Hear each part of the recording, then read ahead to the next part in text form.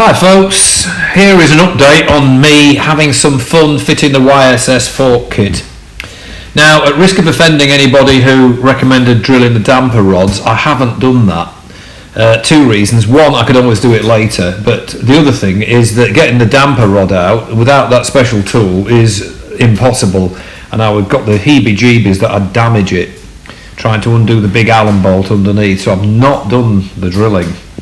I put the bike on a piece of wood here, as you can see in this photo, to lift it an extra inch at the back end, slightly more than an inch actually at the back end, which means that when I put a jack under the front end, you've got that little bit of extra space to lift the fork yokes higher, as you'll see in this next photo.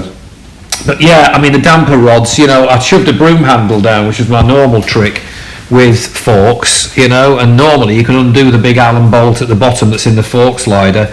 These were not budging. In fact, I think I felt it flex, twist, and I thought, I'm going to shear this damper or damage it or something. I have no bike. I need my bike, I want my bike. So I've just not done it at the moment till I can get a special tool or get a workaround for it.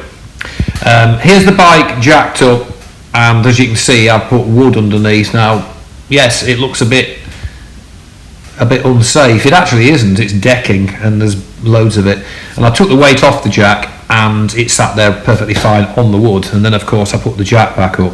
My reason I always do this, because if that jack's 10 years old, I can just imagine the day that I take the forks off the bike, no front wheel, it's sitting there.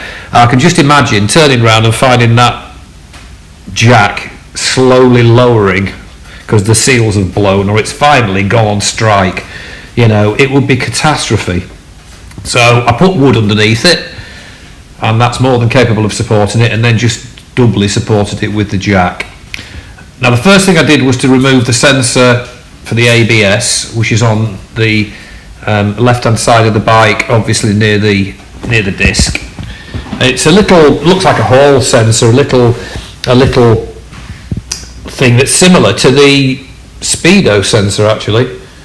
Behind it is a little shim, and you have to be careful that shim goes back how it came. So if you undo it, I would be very, very careful that you put that shim back as it came off.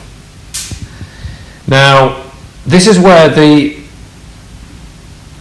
brake, the sensor's out of the actual fork stanchion, and it has to dangle until you take the brake caliper off, because the two cables are clipped together. The brake line and the cable for the sensor are clipped together, so short of undoing all the clips. So I left it dangling until I'd taken the caliper off. So there it is. You'll see in the next photograph, there's the caliper coming off, and once that's off, the whole lot can be tucked out of the way. I actually put them round up towards the engine. And then it's just a question of undoing the fork brace and taking the axle out, easy enough.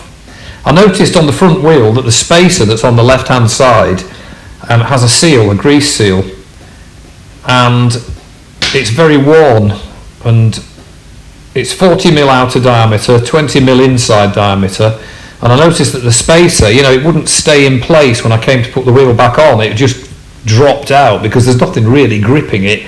So the edge of that seal really should be holding that. It should be a nice tight fit. So I'm going to order one for another day. I would have, even if I had a seal, I wouldn't have done it today. I felt that because of something that happened later on. You'll see. There is the top clamp, and the Venhill clutch cable, which has completely eliminated the clicking that was driving me mad. It wasn't the sound of the clicking, it was feeling it through my hand, obviously. Somebody said, oh, you must have really sensitive hearing with an engine and a helmet on. It's not that, it's the feel of it. Anyway, it's gone completely. Now, this next photo shows what I always do when working on my bike at all. I put a towel or some kind of protection on the fuel tank, because even if you're not taking off the mirrors or switch gear or something that might drop onto the tank, when you're sort of wandering about with spanners and, in my case, crawling about on this side faffing around and you're holding a wrench, it's dead easy to just turn around and bang. So there's a towel on it, and there it is with the front wheel off. The axle and the nuts and things are all down on the ground in front of it. You'll notice there's a wrinkly looking end to the speedo cable. That's the shrink tubing from my cable repair. And I still don't have a fluctuating needle. I still don't have that problem, so it has worked. The wrinkly bit is just the shrink tubing. Now here I've removed the headlamp. I think it is possible to leave the headlamp connected and just slide the fork tubes through the brackets, but it just seems to make things difficult. I did try it before when I put the fork gaiters on, and it's another thing to line up when you're trying to put the tubes back in, so I didn't bother this time leaving them on. I just undid them and undid the headlamp, so it's a lot easier, and took the forks out. The tops came off dead easy, and emptied out the oil into the wonderful Sealy Power Products oil cassette, which is immensely useful. And that's more oil to be going to the recycling. Straight in there. You can see the springs come out, and spacer and washer and everything. And the next shot shows a very unhappy looking motorcycle. I think it looks very, very sad. And look at it, poor thing. It's got its headlamp drooping in despair. If it had, well, I think they can think actually. So my bike was probably thinking, is he going to try and drill those fork dampers or not? I just want my forks back. I did try, and I did put the broom handle down, and I did start turning that Allen bolt.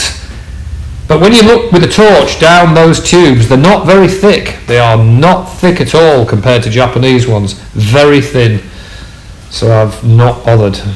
There's the original kit. Now they are progressive springs, those, because you can see the pitch gets tighter towards the top.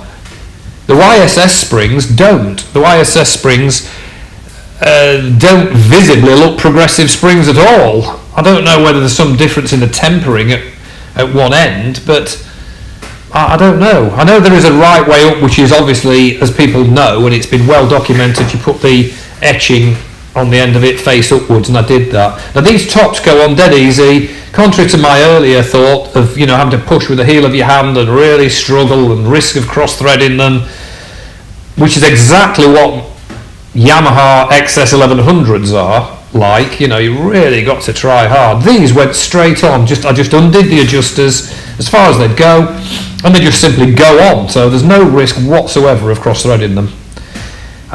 This next shot is a measuring jug with 350 millilitres of Motul 10 oil going in. Now the air gap's 150 mil, and I found that the actual gap, which I measured with a steel ruler later, the gap is up to the top of the spring and the washer before you put the spacer in. That is it's 150 mil I found, which was handy. There's a shot of the actual adjuster. Now that's been turned in 3 turns. 3 complete turns means 3 millimeters down. That's how far it's gone down. So even fully extended, which I can't imagine anybody would want, it doesn't touch the handlebars. I haven't got handlebar risers. It doesn't touch them at all, and it's adjustable with a spanner or with an Allen key. So you don't need risers. That's a definite. Now here, spot my deliberate mistake. Everything's done, look, headlamps on, brackets tightened, everything's looking great. Ready to get the kettle on. Ready to celebrate, and then put the wheel on. And then I realised I hadn't put the fork gaiters on. Yeah, look, as easily done as that. And they're right in front of me, in front of the engine. So I had to undo the clamps, undo the headlamps, and one at a time I slid the forks out, the fork tubes, and I put the fork gaiters back on.